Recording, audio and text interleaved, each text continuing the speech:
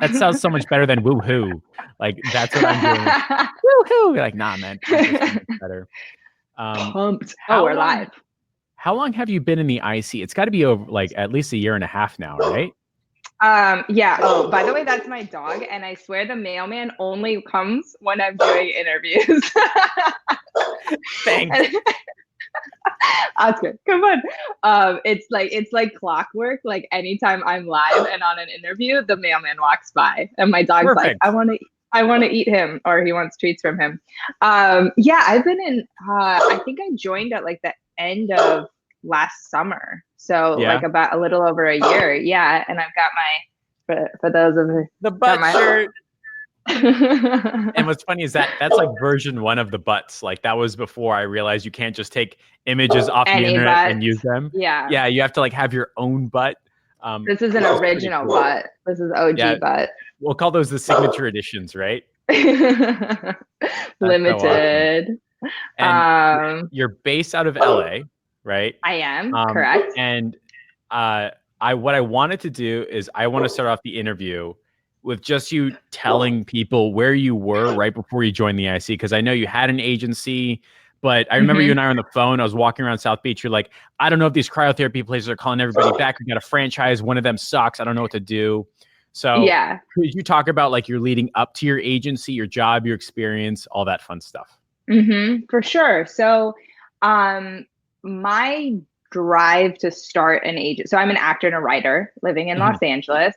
And for those of you who have friends in the entertainment industry, the classic trope is like, I'm an actor. And it's like, oh, cool. Which Starbucks do you work at?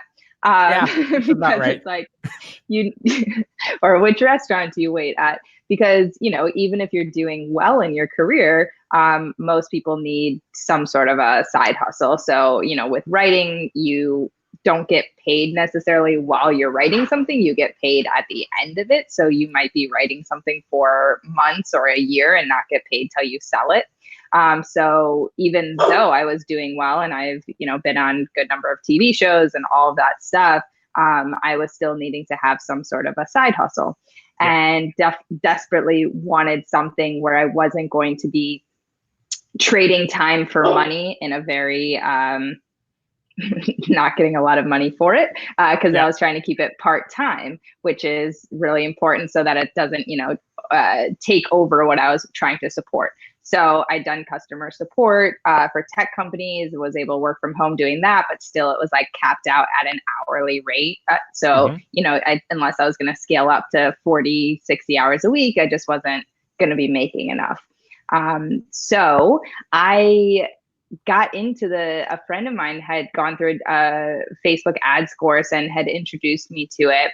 And I had dove in and I just did everything possible to get clients. And in the process of doing that, I did not have like systems or structure or any of that stuff. I was just an all out, like, I'm going to do what it takes. Like, kind of you were hustling and you were grinding. Yes. And it was working to an extent, but then it was like at a certain point, you have to have like a legitimate business. Oscar, enough, buddy. And he's Does like, Oscar really want to come on the live? Is that I know that I think that's what's happening. Oscar, come here. Come in. And so he's just ignoring me now. Yes. And so where I had found when I had met you and had been following a lot of your free content when you were like posting all those value videos on your page and doing all that fun stuff. And I was like, this guy has really smart systems and I like the way he yells at his clients. I too would like to yell at my clients in that way to make them take action. And so I, had already, my agency was doing well in terms of like, I was at a good monthly amount, but it wasn't doing well in the sense that I was like doing everything myself. And I still didn't really know what I was doing, but I was getting enough results that people were staying with me. Gotcha. Was Dan Henry the first course that you bought? Because that was the first course that I bought. There you Correct. go. Yeah. So Dan Henry's course, that was the first one. And he talks about like curious students and free trials and like just putting in the oomph, right? Which is cool when you're trying to get 5 or 6 clients, but then you start like spinning plate disease and everything goes to hell very, very quickly. And I think that was your experience too. You're like, Yes. great, now that I've got too much stuff and I don't know what to do with myself and everything goes to hell, right? For sure. But I think what was really, really interesting is your story about how you got your first client, which I think was that donut shop or that restaurant, right? So donut shop, I did do the free trial thing with a lot of my Yep. clients, and that Yep. was like a hard ditch to dig myself out of in terms of then being able to like charge an appropriate amount. The donut shop wasn't one of my first ones, but it was actually one of my most fun clients I had. My first were the thing that actually worked for me the best, I did cold emails, I did cold calls. I asked everybody I knew if they worked somewhere.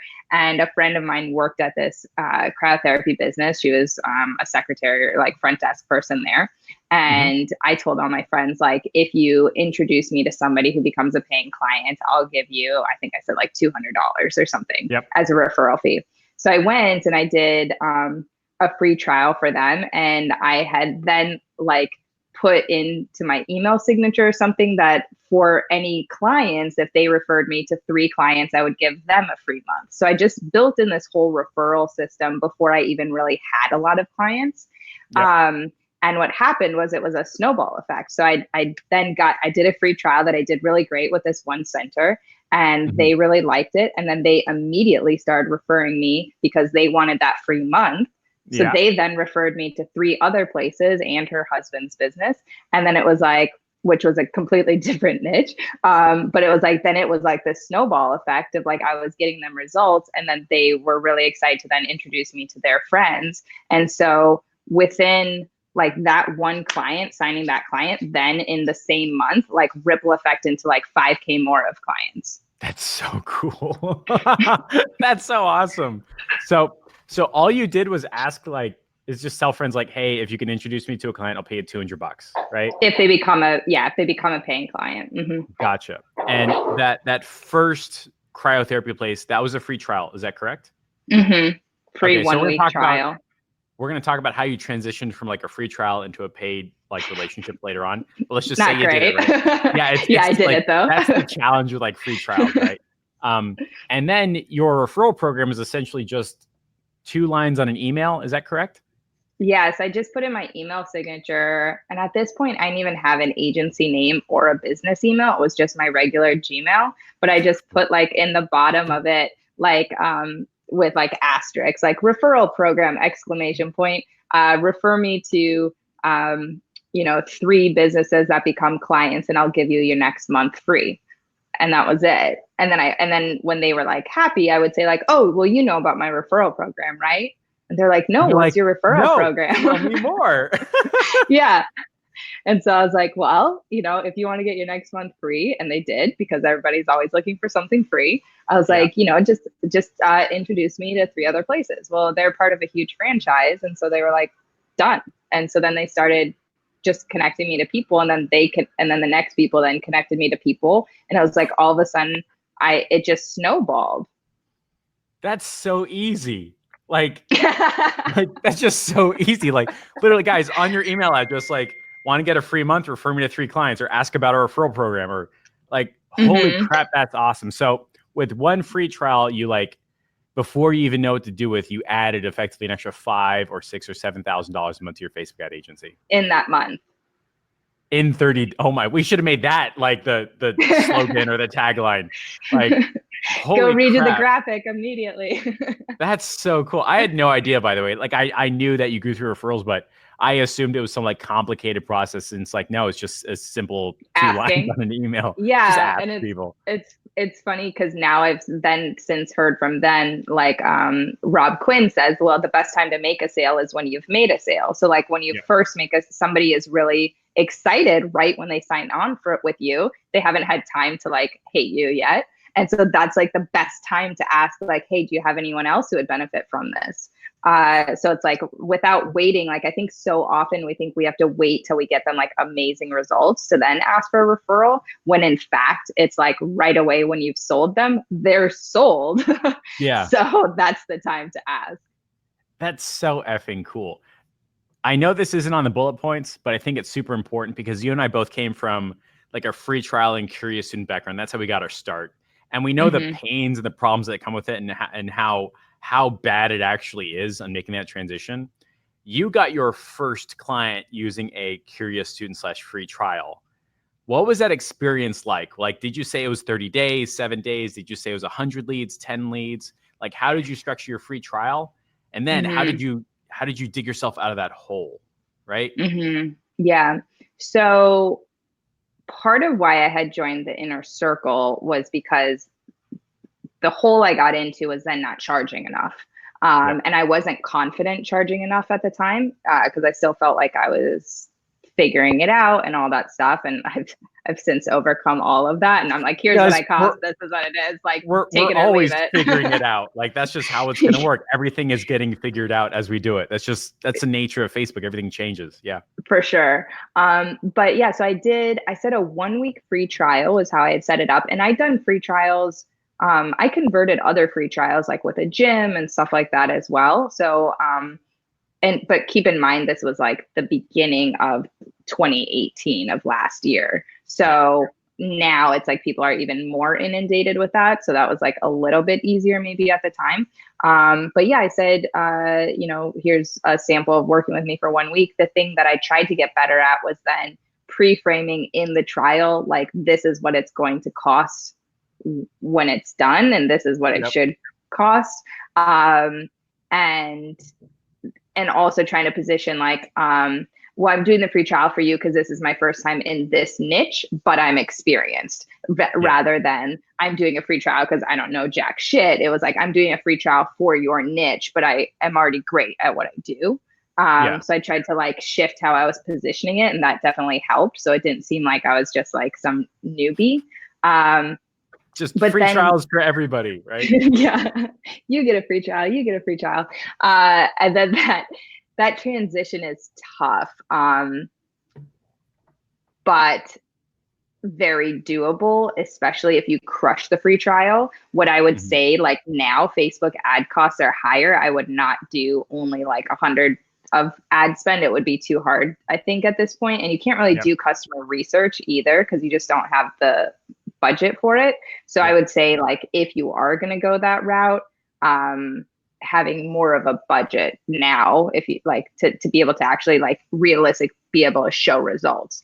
But it's really important to get them excited. It's more than the results is that relational thing of like how you interpret what the results were. So whether they get 10 leads or 100 leads, like your excitement over like what a success that is what's most important, is that you're saying to them like, whoa, in a matter of days, 10 people want to come in and use your business. Like, that's awesome. And for a lot of people, like, that is.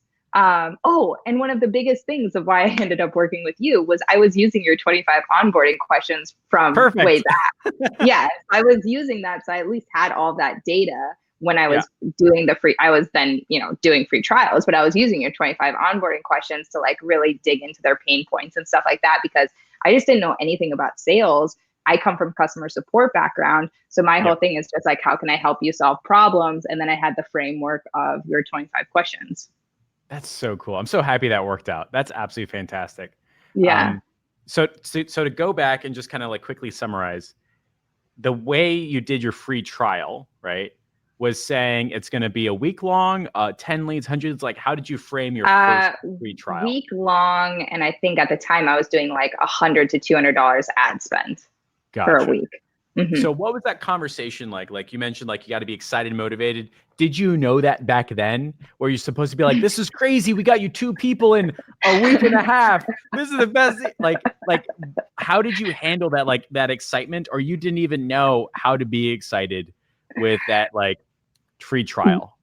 I think I was so scared. I think I did know to leverage the success of it. And I actually did crush the free trial. Like at the time, like I happened upon great ad copy the first time out of the gate. They'd been paying someone who'd been doing a terrible job at ads. So they were coming. So I just needed to beat that person. Mhm. And the results were so drastically improved that it was like, okay, guys, like you can either keep just throwing money at the wall for something that you can't track, don't know what, and that was a big thing for everybody that I've worked with is trackable. Yep. So many people, they were still doing print ads, like things like that. And they were like, I mean, I think people are coming in from that thing, but I'm not sure. And like that kind of, so like I was really able to like be like, this is trackable. So like Yep. you can fire me if you don't like the results, but at least we know what the results are. So I think that's such a powerful statement. At least we know what the results are. And when I'm doing my pitches and I'm hearing a normal everyday mom and pop that runs a business, own a business, essentially like bitch and complain about what they hate the most, it's that they don't even know if it's working. And Correct. immediately on the fly, my pitch changes using those questions in the onboarding docs. Like, I don't talk about how we're going to make them a millionaire. I don't talk about how great the ad is. I'm going to say, look, at the very least, we know if your future clients want to buy what you have to sell. If you don't Mm-hmm. get any response, we can track that from the beginning all the way to the end. And we know the problem is with the offer. And we can fix Mm-hmm. that later on, which is like really, really powerful. But going back to Mm-hmm. you, like you did the free trial, to the curious student, and then they see your referral program, they sign on board, and you essentially had like 5 or 6 franchises like within 30 days, right? Yeah, it just ripple effect. And one thing too is a shout out to Mackenzie Lieberman, because one of the biggest objections I had was they were like, a lot of franchises aren't allowed to use external landing pages. Mm-hmm. Everything needs to be branded under the franchise. So they're like, so this is our biggest problem is we haven't been able to do that. And I had seen something about Mackenzie talking about messenger bots. And I was like, what if we can keep it all in Messenger, in Yep. Facebook? Are you allowed to do it then?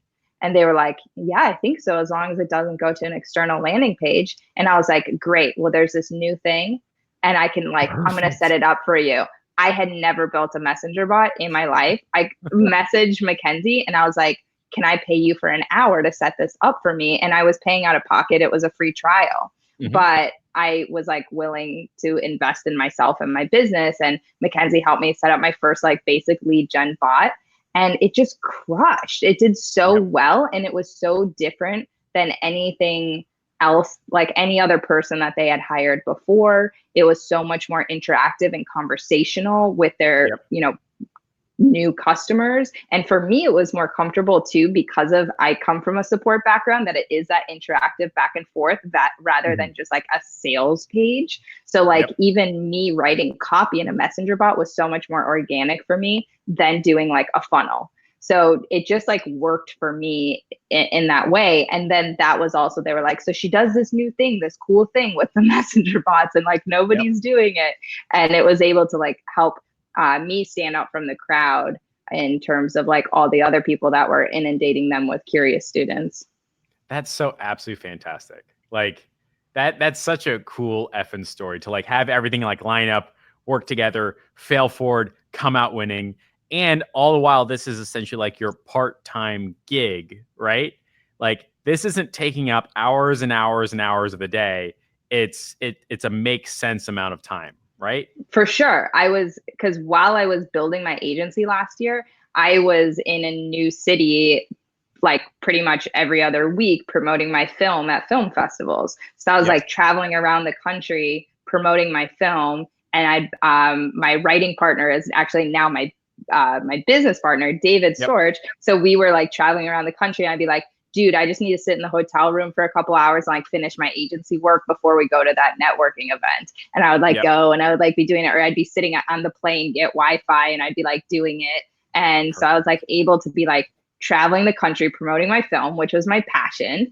and getting paid, to be doing that. And I also booked like one of the biggest TV jobs that I'd ever booked. And I just brought my computer and it was in my trailer, like for the film or for the TV show that I was working on. And it's just like during the lunch hour, I'd just like check in, or I'd have my phone and just make sure everything was like okay. But it was like I was working. It did not inhibit my career at all. It actually gave me this like different level of like confidence and energy that I think Yep. it's like work begets work. So it's like when you're functioning at that level, like other things just start falling into place, even if it's Yep. not in the same business, you know? Wait. While this was happening, were you filming that Christmas video movie That was trailer? that's what we were doing festivals for. So we'd already filmed it, and we were traveling the Gotcha. country doing screenings, film festivals, networking, and all that stuff with it. And then I filmed this TV show with Paul Feig, who directed like Bridesmaids and Female Ghostbusters, Freaks and Geeks, and all like the biggest comedy stuff. And so I was like filming a TV show with him at the same time, and like all this stuff. So it was like things were going very well, like in my desired career while I was building my agency. And I was still able to like get results, keep clients happy, be communicative, and all of that. That's fantastic. So let me ask you this, like, does like your acting background like help you land clients more confidently? Like is there a level of like ad-libbing, non-roboticness? Like how does being an actor or an actress like help you all of a sudden say, yes, it's going to cost you $2,000? You know what I mean? Like, is there a connection Yeah. between those two things? The biggest thing is listening and genuinely caring about solving their problems. Hmm. So anybody could teach you like sales lines or frameworks to like add on top of that. But like I would say the most powerful thing, because I didn't have any of that, like how I was able to scale my agency past 10K a month without any sales background is Yep. by like listening, being a real human being, and just like having like showing up as my most authentic self, being Yep. charismatic, just conversing with them and just trying to solve their problem and doing my best to do that. And so I found like in like strategy calls and like my monthly calls with my clients and things like that, it's like people just want to be listened to. Like they've Yep. been burned so many times by people being like, this is the way you should do it and that's the way you should do it. And like they Yep. just want to be listened to. And so I found that's the most powerful thing. That's absolutely fantastic. Um, I mentioned earlier, I guess it wasn't your first client. I thought it was like this restaurant, donut, 100 people Donut showed shop. up, donut shop. Yeah. Like I know absolutely nothing, and I just want to know how you got 100 people saying yes, I want to buy a donut. Because I drive like donut shops all the time, and they have to be a Mojo donut with like penis shapes and like whole things that like are like naturally attractive. And those are the ones that like driving massive amount of people. And I think you helped build something like that. Is that correct? Yeah, so this is one of my most fun jobs that I've done is I actually again referral. So I have a friend who Mhm. works at a donut shop and he knew I was starting to do Facebook ads and he's like, "Yeah, I think they're going to get like a billboard." And he was talking about like, sending out these like neighborhood mailers and he's like, "So, I don't know, like you think you could be able to help him?" And I was like, "Yeah, set me up with a meeting. If I sign him, I'll give you $200." And Easy. which is like a great incentive to your friends. And so he did. And I was able, this person, not even on Facebook, their business was, but he's like, didn't understand Facebook at all. And I was like, because I know they do a lot of donut days, do that like National Donut Day, everybody gets a free donut. And so I was Yeah. like, so on those days, like, are you just giving away free donuts all day or like do you make money? And they're like, no, we make the most amount of money on that day. So I was like, What a so give it. okay. All right, hold on. That is a great effing question. Like that is straight from the onboarding docs. You're like, tell me about what you're doing. Is it already working? Do you want more of those results? Perfect. All right, go on. Yeah. Yeah. And so he was like, yeah, we make. So I was like, so if you give away a donut, do people buy something? Yeah, 9 times out of 10, nobody walks away with just one free donut. And I was like, Perfect. and how much does it cost you to like give away a free donut? Next to nothing. Yeah. Okay, cool. So if we promote that everybody who comes in from our Facebook ad gets a free donut, do you think they would buy other things? Yeah, they'll buy a coffee, they'll buy a donut for their friend, they'll buy a box of donuts for their office, things like that. And I was like, okay, great. Well, let's do that then. And so what I did though to add into it is I created again with Messenger. So my agency shifted into being I do all my stuff, all my lead gen through Messenger, but Mhm. same principles as whether you do or don't. So I did a contest for a month that everybody who entered the contest would get a free donut, and at the end of the Yeah. month we would pick randomly select one winner who would get free donuts for a month. And so all of a sudden we got like hundreds and hundreds of people entering it in. And then it was like, and to redeem your free donut, you have to come in before the end of the contest. So you have to, so there was like an urgency for it. You can't like save your free donut for a year from now or whatever. So I got tons of Messenger subscribers from this. And then we had like over 100 people because I created it, like they had to click to redeem it so I could track how many people came in. Yep. And it was like within that month, like, or yeah, like maybe it was a little more than a month, like over 100 people had like walked into the donut shop to get a free donut. And it's a neighborhood shop, and they didn't track the amount that people had bought. So we didn't have like a direct revenue from it, but they did say it was like all of their other free stuff where the vast majority of the time people were buying something else. And then the one person won free donuts for a month. She was super excited. And then I had this massive messenger list that then I would start sending out like every 2 weeks different promotions, and then those were no longer free. It was like some sort of like a buy a coffee, get a free donut, or be the hero of your office this week, buy a box of donuts and get like a box of coffee for free, or like something like that. So it didn't necessarily have to be free things the donut anymore. Hero. Like that is so effing cool. Like you are not like trying to push donuts with that narrative. You're pushing build better relationships, be the office hero, give us money, and you're going to be happier with it. And they're like, okay, like your client is jumping up and down. By the way, I think what's so effing cool about like the way you structured that sales conversation, and I don't know if it was purposeful or not, but the impact was purposeful. If you go to like any business, you're like, hey, do you want to give away stuff for free? They're going to say no all the time, right? They don't want to give away stuff for free. But if they did, they'd probably make more money. So you have to like walk them through like every single steps with those types of questions that you just asked. That's how I get my bike shop to do free Sunday rides. Like, look, if a bunch of people are going biking with you, are you going to sell a bike? Yeah, I think so. It's been the single best way of getting more people to know about him and buy his $5,000 to $10,000 bikes. If I said, hey, I want you to spend $100 paying a guy to drive around town or ride around town, no, not going to happen. I can't do free rides. It's not going to happen. But like your string of questions, top notch, absolutely great. Very, very cool. I used to get lost in the weeds trying to describe how everything works. So I'm going to set up this messenger thing and it's going to be like this. And like, they don't care. Just, like, and so that's like probably been one of my biggest evolutions in how I handle sales now is I like barely talk about the how. Is I just talk about like the results that they want and like keep it on more of like an emotional level and like getting people through the door and what that impact would be and all that stuff. Like, and I don't get lost in the weeds of like, it's going to be a messenger bot that's going to then come from a Facebook. Like it's just like, as soon as you start doing that, people are just like, Yeah, they're like, I don't care. And because you're trying to make me understand, I think I have to understand before I pay you money. And I'm not going to sign with you and not pay you money because I thoroughly don't understand this. And it ends up like spiraling the wrong direction. The more time you spend saying, so how would this positively impact your business if we got 100 people a month coming in? Would you make more money? They're like, yeah, okay, great. Let's do it. Let's take a next step. I think that's absolutely fantastic. I think we accidentally ran through the entire agenda and we still have like 30 minutes to go. All right. So let me go through this. Okay. There's so many things we can talk about with agencies. It's going to be so cool. So we talked about how you got your first. Also, I think we ended up with there's like a lot of comments. I don't know if there's questions. Apparently it's like donuts. Right? So we talked about like your experience getting like 100 people going into the donut shop, which is cool. We talked about the free trial and curiosity that got you the first cryotherapy. We talked about how you transitioned into a paid cryotherapy and got them to refer you like 5 or 6 clients by themselves.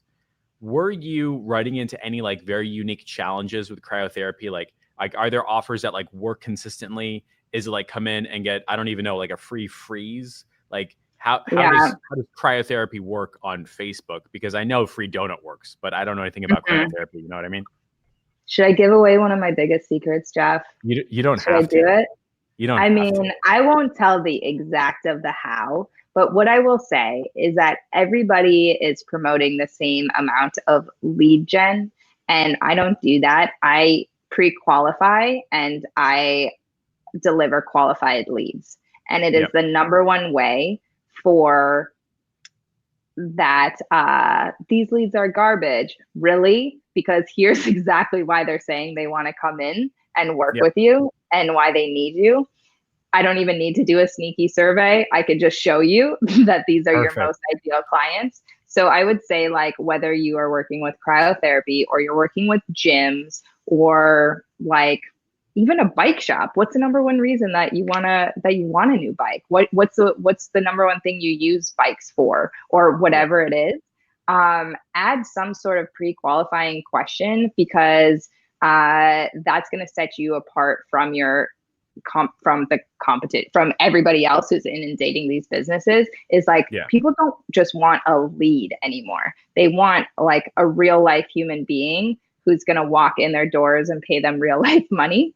And so I would say, like, whether you're using messenger bots or lead ads or funnels or whatever it is, like, experiment with adding one more step of qualifying to it. Yeah. And that all goes in your spreadsheet or your high level or wherever you're tracking it. And it's going to show you that it's going to show your clients, like, this is how spot on our targeting is, because this person's coming in for cryotherapy and they're telling you about how they had a car accident, have chronic pain in their back. So like, if you I can't love close that, that. if you can't close that person, like, that's not on me. Like, we can Yeah. talk about and troubleshoot your sales process, but like, you can never come to me and say the leads are garbage when I'm like showing you right here that this person has the exact problem that you're promoting you solve. So like, if you can't close them, like, there's a problem with your business. I absolutely love that. That's like incredibly powerful. So if I'm understanding correctly, let's say we're running like a normal like car wash ad, right? Like $30, get the deluxe interior, exterior, all that fun stuff. And I can go to my client and say like, look, you may be complaining to me right now that like there wasn't lead sales and ROI, the leads are no good and all it, and I understand that. But I literally have a form that these people go through before they even get a chance to fill out and get that voucher for $30. And on that form, I'm asking them questions and I've got them all listed out right here. And it looks like, Mr. Johnson, that you wanted people that have Bentleys, Maseratis, and Mm. Ferraris coming in. And guess what? Bentley, Maserati, Ferrari. The problem ain't with me. The problem ain't with the ads. The problem's with your staff. Plus a sneaky survey and a welcome text and a callback. And like all of a sudden they're freaking out. Their front desk sucks or something like that, which is Yeah. like So incredibly it powerful. works for like, and it can be one question, because, and you might end up paying a little bit more per lead.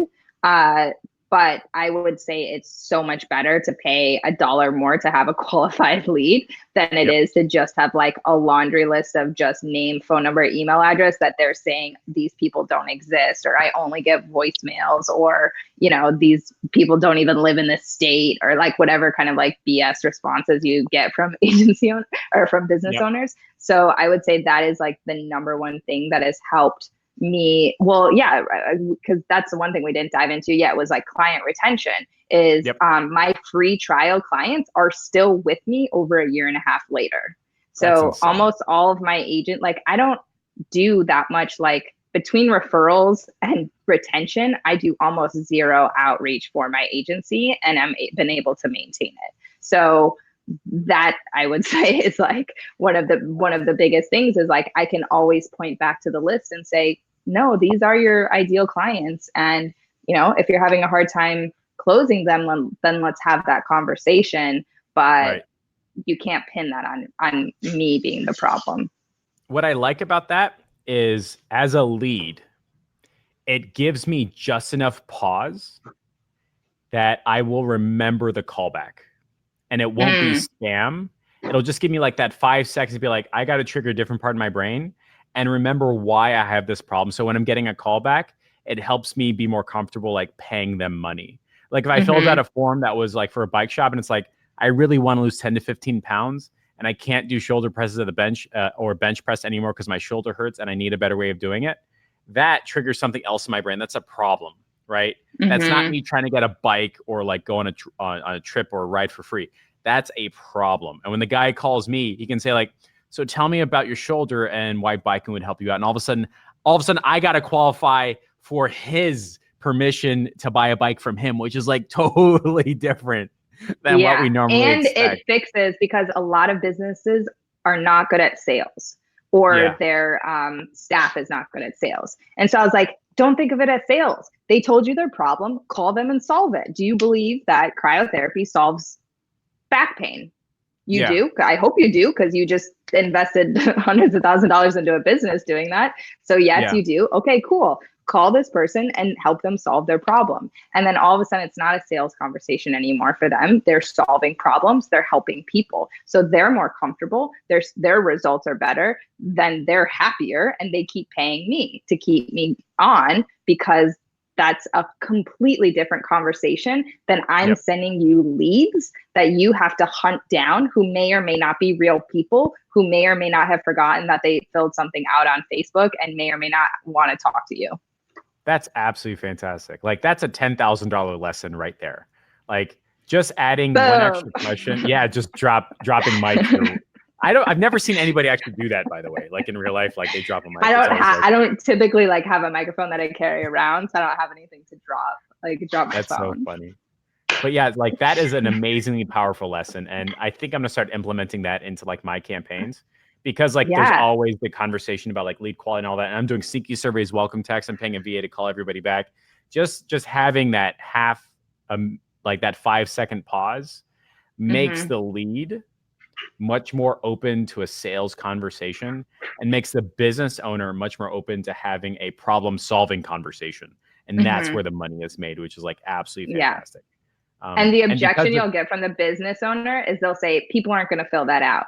And I say, oh, really? They're like, people aren't going to put their personal information like that into a messenger bot. They know that's a robot. And I was like, really? And then I showed them all the screenshots of people divulging so much personal health information to a robot in Messenger. And I was like, really? Because I now have over 10,000 leads that say otherwise. Like, because at this point, I've generated well over 10,000 using Messenger, and they're all pre-qualified. So it's like, really, I'll just show you the screenshot of this person being like, I had a baby and I had so much tummy fat and it's really upsetting me. And I have this wedding that I'm going to in July. Can you help me like freeze the fat on my stomach to make that go away? It's like, yeah, that's a lot of personal information. Now you know exactly what to talk to them about on the phone. Perfect. And then you know exactly what to talk about when they come in the door.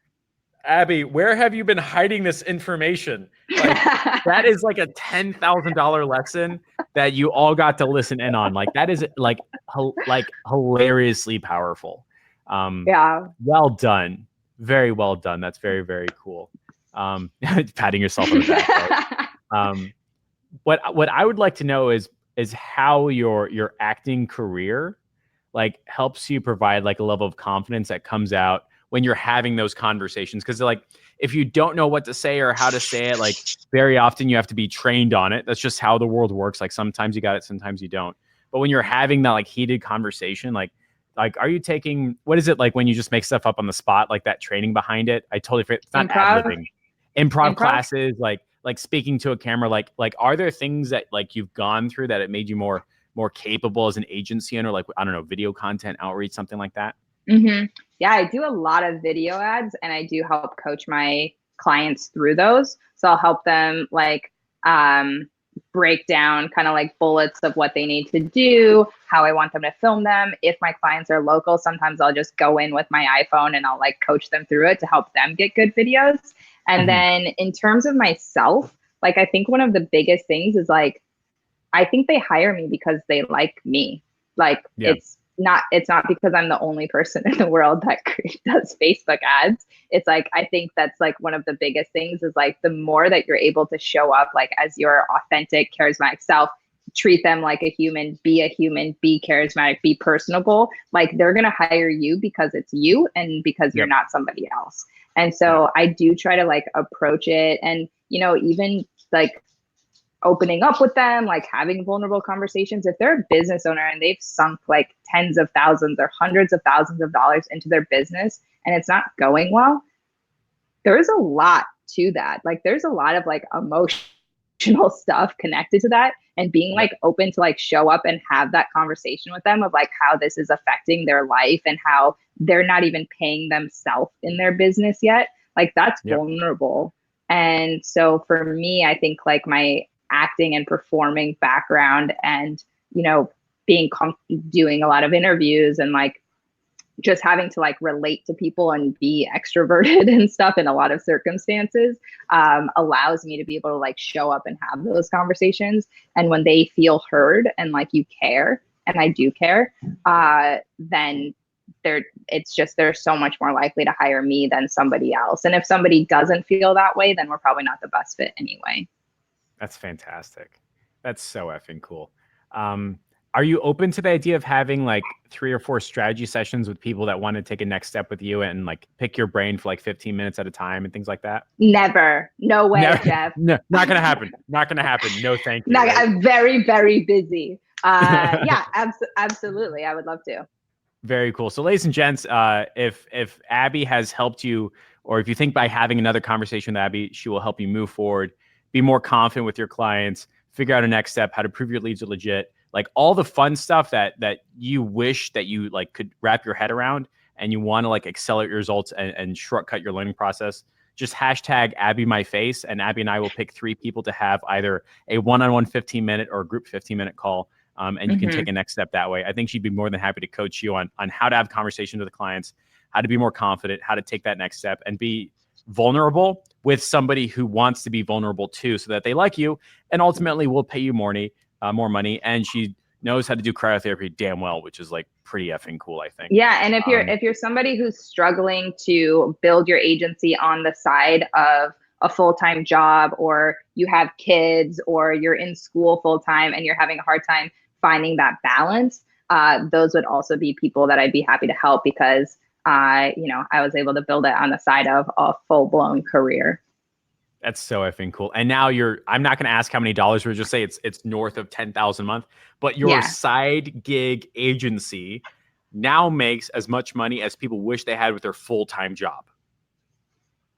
Yeah. Ain't that cool, right? Ain't that it's cool. Cool. So I got this shirt. That's so true.